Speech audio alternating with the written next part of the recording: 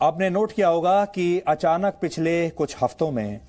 जो पत्रकार हैं उन पर हमले हो रहे हैं, अलग अलग जगहों पर एफआईआर हो रही हैं, धमकियां मिल रही हैं, लीगल नोटिस भेजे जा रहे हैं। जो पत्रकार आपके सामने सच रखते हैं उन्हें यह बताया जा रहा है कि सच कहना छोड़ दो वरना मुसीबत में फंस जाओगे, जिहाद के बारे में बात करना छोड़ दो नहीं तो जेल में डाल दिया जाएगा।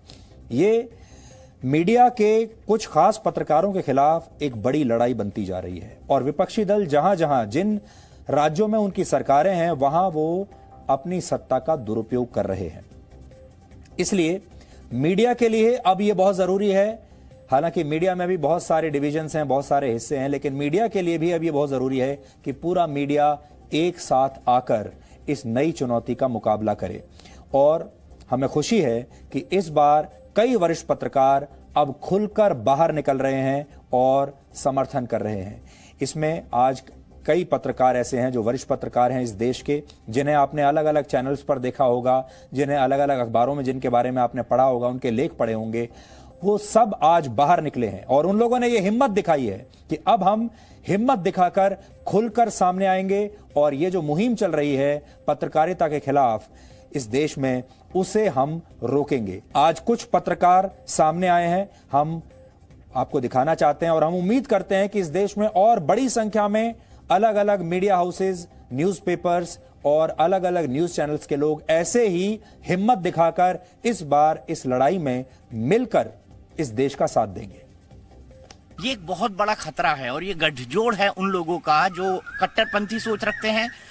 सामान्य सोच नहीं रखते हैं और उसी कट्टरपंथी सोच को बढ़ाना चाहते हैं। सुधीर को धमकी मिलना, सुधीर के बारे में केरल में एफआईआर होना, ये साबित करता है कि लोग डराना चाहते हैं, लोग उलझाना चाहते हैं। और ये जो सोच है ना इन लोगों की, जिन्होंने निरंकुश शासन किया है आजादी के बाद से लेकर अब तक, और एक बहुत ही नापाक गठजोड़ आता है, वो ये है कि इसके पीछे राजनीति है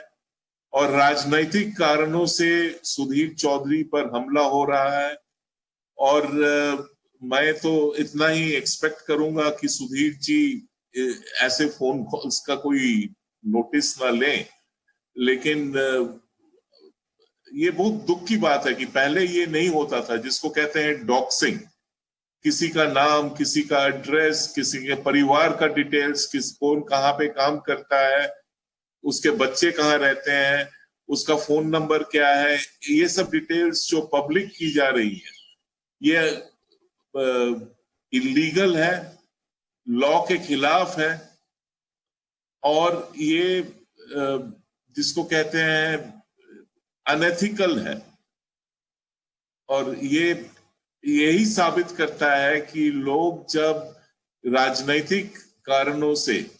कोई कैंपेन छेड़ते हैं या कोई किसी को हरास करना है ये तय कर लेते हैं, तब ऐसी चीजें होती।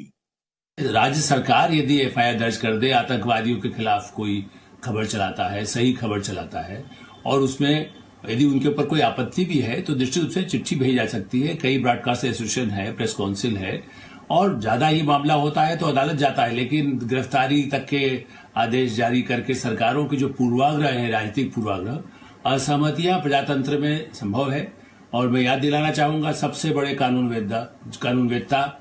हरीश साल्वे, जो अंतर्राष्ट्रीय न्यायालय में भी भारत की तरफ से ही पैरवी कर रहे हैं कई मामलों में, गंभीर पाकिस्तान में जिस तरह से भारत के लोगों को रोका गया है, जेल में रखा गया है, ऐसे हरीश साल्वे का भी कहना है कि जो कुछ किया जा रहा है पत्रकारों के खिलाफ ये बहुत ही गलत है, ये उत्पीड़न है। या ना आए, ये इस लोकतंत्र की सबसे बड़ी खूबसूरती है कि यहां पर मतभेद का पूरा अधिकार सबको है, लेकिन किसी विचार के लिए किसी पत्रकार को मुकदमेबाजी में उलझा देना, उसे जेल भेजने पर जोर लगा देना, उसे लगातार धमकियां देना, ये लोकतंत्र के लिए अच्छा संकेत नहीं है। आज भारत के सूचना और प्रसारण मंत्री प्रकाश जावड़ेकर ने भी इस पूरे मामले पर अपनी प्रतिक्रिया दी है। जी न्यूज के एडिटर के खिलाफ जिस तरह से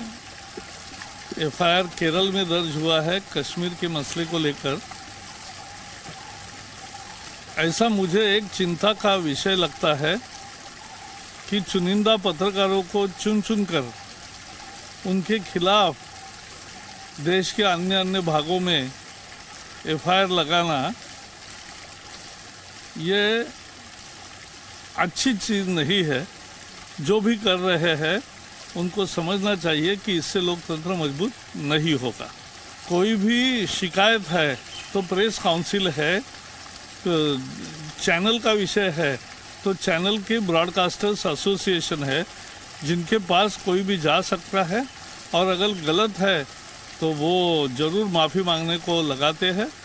हमें लगातार आप सबका समर्थन मिल रहा है। इसमें आम लोग भी हैं, नेता भी हैं, पत्रकार भी हैं, देश के विचारक भी हैं। वीर सावरकर के पोते रंजीत सावरकर ने भी आज अपना समर्थन हमें भेजा है। रंजीत सावरकर का क्या कहना है, ये भी आप सुनिए। मुझे लगता है ये जी न्यूज का मामला नहीं है, ये सिर्फ जी चैनल का मामला नहीं है, ये हमारे देश का मामला है। और ऐसी बातें में जब राष्ट्रभक्ति की सजा किसी को के रूप में किसी के ऊपर मुकदमा दायर हो, तो पूरी राष्ट्रभक्त जनता ऐसे अत्याचारों के खिलाफ इकट्ठा होकर जी न्यूज के पीछे खड़ा होना चाहिए। क्योंकि दूसरा मामला है कि देश के किसी वरिष्ठ पत्रकार को पुलिस द्वारा राष्ट्रभक्ति की बातें करने पर सताया जा रहा है। और मैं सभी जनता से फिर अपील करूंगा कि इस जंग में आप सब साथ में खड़े हो, जी न्यूज के साथ खड़े हो, राष्ट्रभक्ति के साथ खड़े हो, और ऐसा